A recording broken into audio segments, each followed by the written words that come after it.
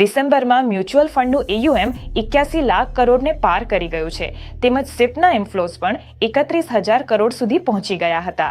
તો હવે એવું લાગે છે કે DIS પાસે એટલું બધું પૈસા છે તો સ્ટોક માર્કેટ તો ભવિષ્યમાં ઉપર જ જશે, બરાબર? જો તમે આ રીતે વિચારો છો તો આ એપિસોડ સાંભળો. સૌને નમસ્કાર. મિથ્સ વર્સિસ ડેટા શ્રેણીના એપિસોડ 16માં આપનું સ્વાગત છે, જેમાં આપણે ચર્ચા કરીશું કે શું મજબૂત મ્યુચ્યુઅલ ફંડ ઇન્ફ્લોઝનો અર્થ મજબૂત ભવિષ્યના રિટર્ન્સ થાય છે. બધાને ખબર છે કે છેલ્લા 1-2 વર્ષમાં મ્યુચ્યુઅલ ફંડ ઇન્ડસ્ટ્રીમાં ઇન્ફ્લોઝ મજબૂત રહ્યા છે, ખાસ કરીને રિટેલ ઇન્વેસ્ટર્સની ભાગીદારીને કારણે. હવે FIIsએ અહીંથી કેટલીક ઇન્વેસ્ટમેન્ટ્સ પાછી ખેંચી છે, એટલે કે આઉટફ્લોઝ થયા છે.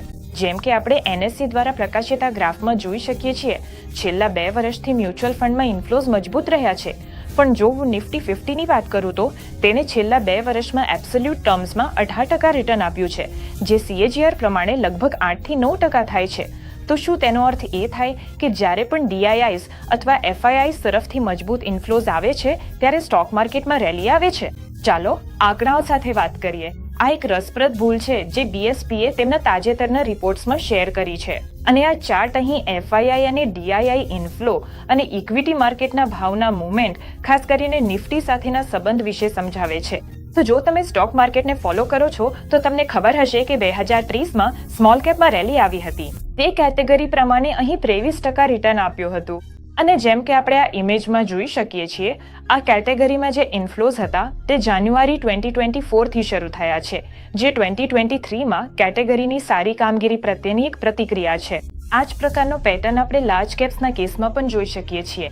એપ્રિલ 2022થી જુલાઈ 2030 સુધીમાં આ કેટેગરીમાં ઇન્ફ્લોઝમાં અહીં ઘટાડો થયો છે. લાર્જ કેપે 2021માં આશરે 26% રિટર્ન આપ્યું છે, જે મધ્યમ કેપના 43% અને સ્મોલ કેપના 60% રિટર્નની તુલનામાં થોડું ઓછું છે. તો આ બધા આંકડા માત્ર એક જ વાત સૂચવે છે. નિવેશકની જે ધારણા છે કે મજબૂત ફંડ ઇન્ફ્લોઝનો અર્થ છે સ્ટોક માર્કેટમાં ભવિષ્યમાં વધુ સારા રિટર્ન્સ, એ ભૂલ છે. સ્ટોક માર્કેટની કિંમતો ફંડના ઇન્ફ્લોઝ તરફ પ્રતિક્રિયા આપતી નથી. અહીં ફંડ ઇન્ફ્લોઝ રિટર્ન્સ તરફ પ્રતિક્રિયા આપે છે. આથી FII અને DIIના ફંડ ઇન્ફ્લોઝ પ્રેડિક્ટિવ કરતાં વધુ રિએક્ટિવ હોય છે.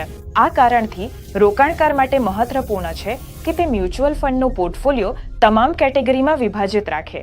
માત્ર એક કેટેગરીના ભૂતકાળના આંકડા પાછળ દોડીને તેમાં જ રોકાણ ન કરે. તો આ હતો મિથ્સ વર્સિસ ડેટાનો એપિસોડ 16. મને જરૂરથી જણાવો કે તમે તમારા પોર્ટફોલિયોમાં કેટલી કેટેગરીઝના મ્યુચ્યુઅલ ફંડમાં રોકાણ કર્યું છે, અને હું તમને આગામી એપિસોડમાં મળીશ.